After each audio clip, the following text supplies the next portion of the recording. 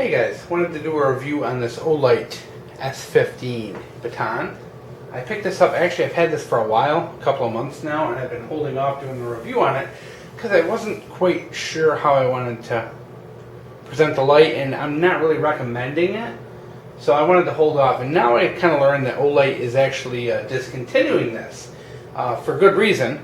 And I wanted to do a review just so you guys know what you're getting into if you do decide to buy them, because obviously they're going to start hitting the market at a discounted rate once word does get out that these are discontinued. So we're going to skip over a lot of the basics because we're not really filming a commercial here. We're talking about the flashlight, but we're going to go over it real quick. This is a flashlight that takes either a AA, a nickel metal hydride rechargeable, AA, or a 14500 lithium ion battery.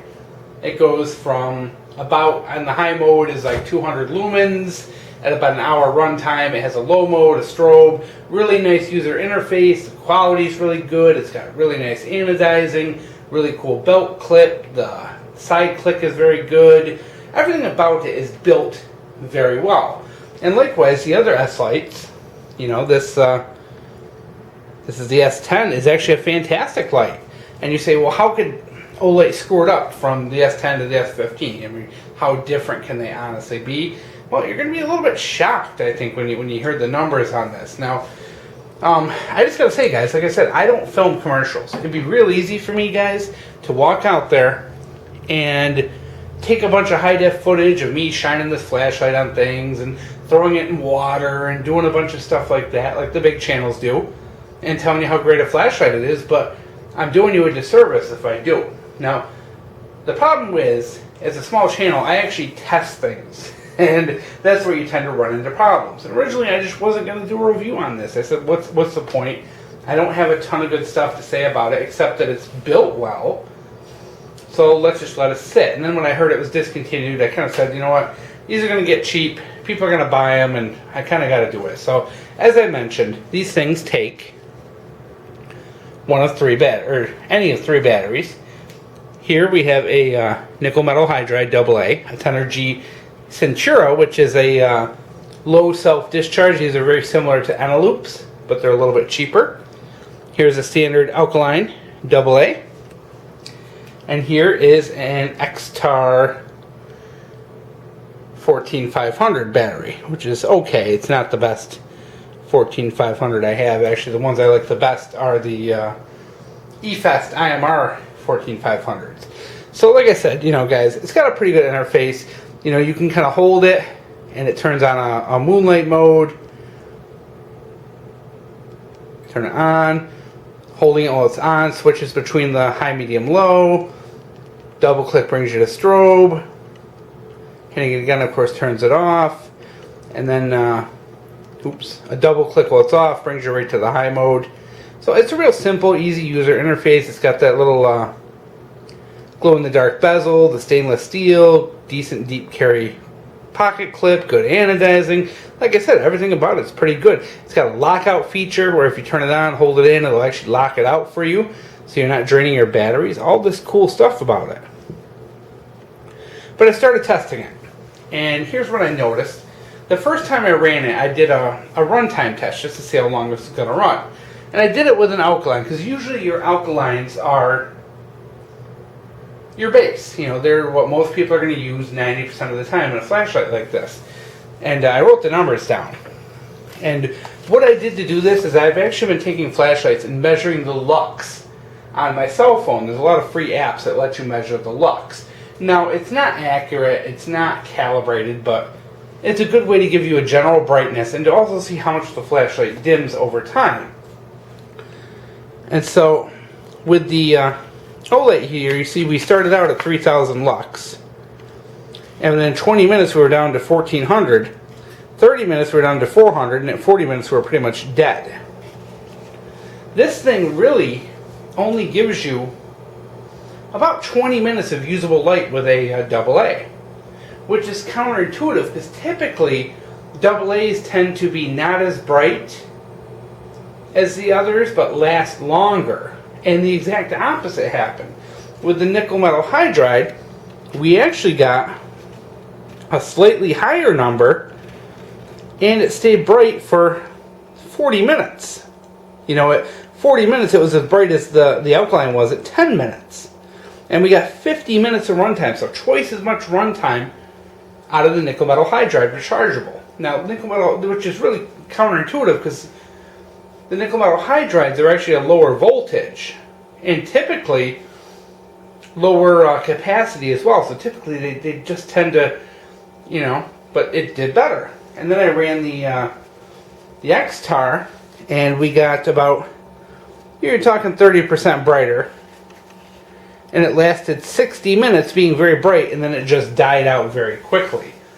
So it's a very interesting result, because typically what you get is your lithium ions being very bright for a short period of time, your nickel metal hydrides being not as bright and not lasting as long, and then your alkalines being not bright and lasting a long time. And we had the exact opposite. The alkaline was the shorter, and that's because this thing is not really well built to run all three batteries. The working voltage on this is like 0.7 to 5 volts. And what I'm assuming they have it is they have it running at a higher amperage. Now here's the thing. Alkalines are terrible at high amps. And which is probably what the issue is here, is it's draining the battery very quickly because it's high amps. Whereas the nickel metal hydrides do much better with a high amp draw, just due to their chemistry. And of course the lithium ions, well, they love high amperage, so they're not really affected. So here's the problem. You buy this flashlight from Olight, and even on sale these things are like 30 bucks. And say you don't want to invest into 14500 batteries. You just don't want to do it. You want to stick with the alkalines and the nickel metal hydrides. 20 minutes with an alkaline of usable light, and you're not even talking full blast. You have to remember, within 10 minutes your light is cut in half. I mean, you're literally only running half brightness at 10 minutes. And I should have done a quicker interview, but it really starts dimming within minutes of turning it on.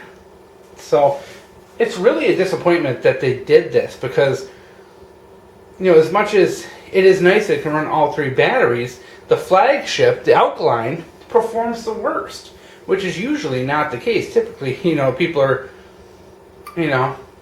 either not using the nickel metal hydrides or not using the lithiums but this one just kind of, they seem to not really, they just opened it up for too many batteries, and it just didn't work that way. It didn't work very good. So I just wanted to point that out, that if you buy this thing and you're going to use it with alkalines, you're getting 10 minutes of good light and another 10 minutes of pretty weak light. You're talking 10 minutes at 200 lumens, 10 minutes at 100 lumens, and that's about it. But why doesn't this happen with the S10? Well, the S10 is set up to use CR123 primaries. They're 3 volts, and they run really good. They have a really good runtime. Even though the actual CR123 primaries don't have as much capacity as a AA. But they still run better. It's because of that difference. Is this flashlight set up for a higher amperage to get more out of that 14500, whereas this is designed to actually run off that CR123. Now, if you do put in a rechargeable CR123, you're going to get a brighter light for a shorter period of time. But that's a given. That's an expected result. Whereas this result we got out of the S15 here isn't expected. Normally you expect your alkalines to run the longest. So I just have to point it out, guys. It was kind of a crazy thing. It was a crazy result, and I have to point it out because, like I said, it's going to be discontinued. You're going to see it at low prices all over the place pretty soon, and I just want you to know what you're getting into, that if you're not investing in 14500 batteries, this is really a crummy flashlight. And it's really sad that they advertise it as that, because I think a good portion of the American public is not going to buy nickel metal hydrides or lithium ions, and they're not going to get the full benefit of the flashlight. And to be honest, if I bought this and I only got 10 minutes of bright light out of it, I'd be really disappointed. So there it is, guys. It's well built. It's a great interface. It's a lot of good things, but the way they set it up, this thing it's just not going to last with alkalines, and those are your bread and butter. So take it as you will, and hope you enjoyed the video.